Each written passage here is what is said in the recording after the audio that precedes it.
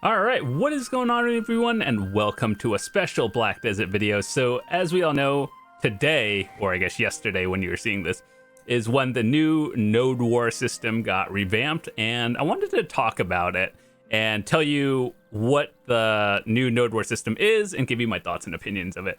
So, first of all, I got the opportunity to actually spectate the Node War for a little bit, and I thought it was pretty cool. So what you're going to see on screen is some of the war from yesterday in the Serendia region. I was able to just pick a area and just watch it.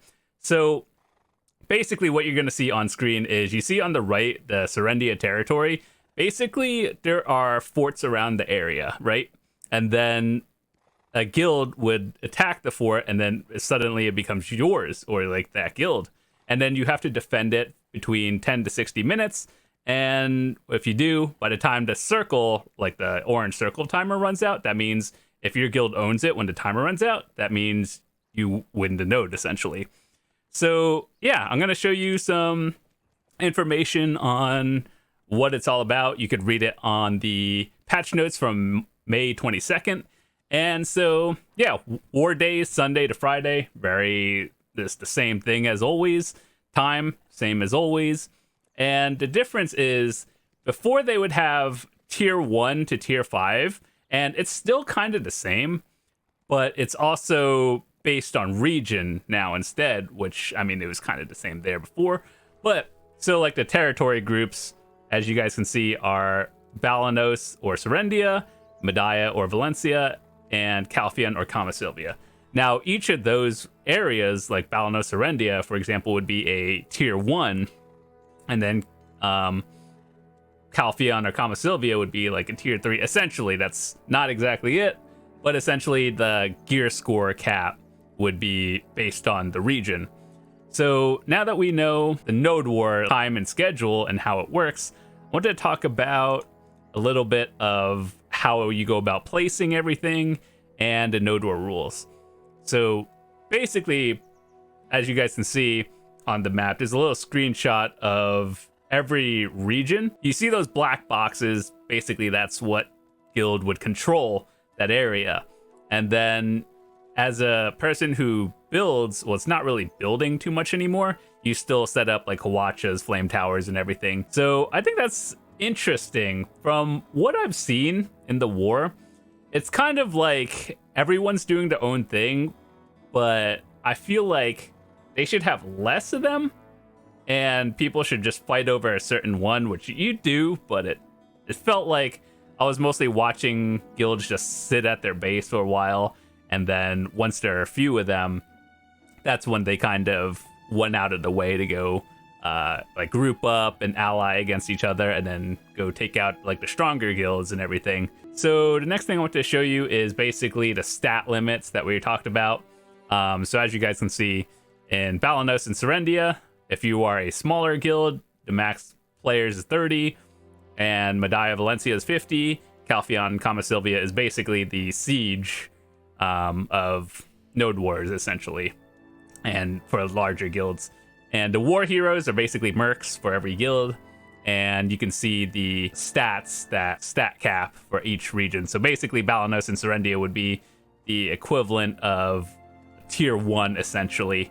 Medaya and Valencia, tier 2, and Calphion and Camasilvia, there's no cap. So for all the super geared players out there, you kind of want to do Calphion and Camasilvia just so you can get, like, you know, make your gear feel like relevant and stuff.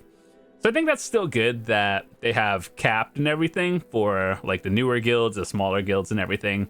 And if you just want to spectate like a bigger war, Calphion, Camasilvia are generally the places you want to go. So as you can see, the limits are, I guess, tested from Tuvala of 685 and up, and then everything else goes from there.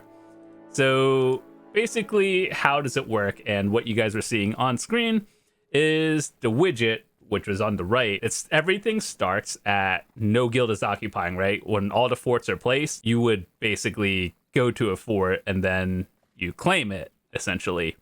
And then once it's claimed as your guild, you defend it, which is the whole thing that I kind of noticed. I guess we'll have to see and how it plays out over the next few weeks and going forward. because I guess day one, all the guilds were basically just sitting in their fort waiting for another guild to come. But then there wasn't really much happening, at least on the Serendia one that I watched. But I heard things kind of popped off on the like no cap region.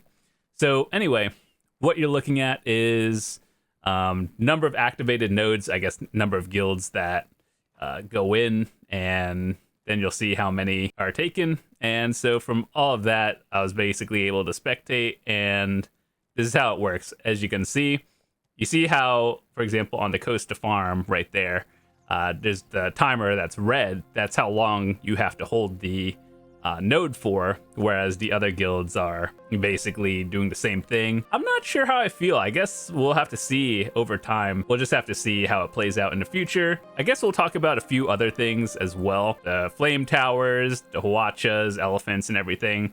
So all your horses and everything, they just kind of respawn. You don't have to build as much these days, which I think is good. And then when you do something, they just kind of spawn nearer to you, like your horse, and then everything is just less about the buildings and more about the actual PvP part of it, like players.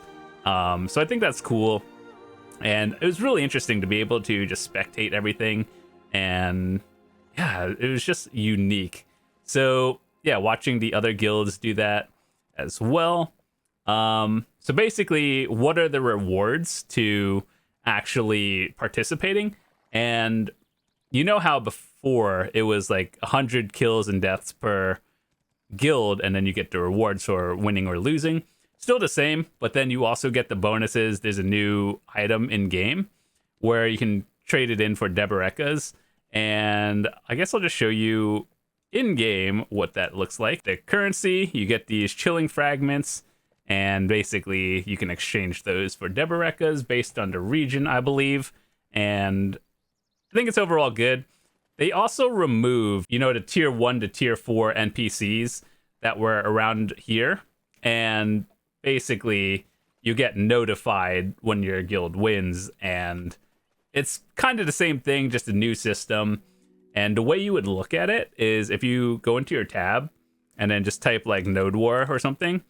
And if your guild wants to participate, you basically choose what it looks like in game. So we talked about if you want to be like a tier 1, tier 2, or tier 3, essentially, you would pick that, and then you can see like the participating guilds in the area, and then you just like pick whichever region you want.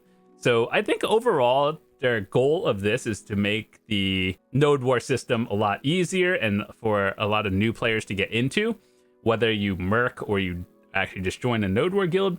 I think they want to make it so that, there's less thinking. You just kind of PvP in an open setting, which I think is interesting. I don't think it's bad, but we'll just have to see how it plays out.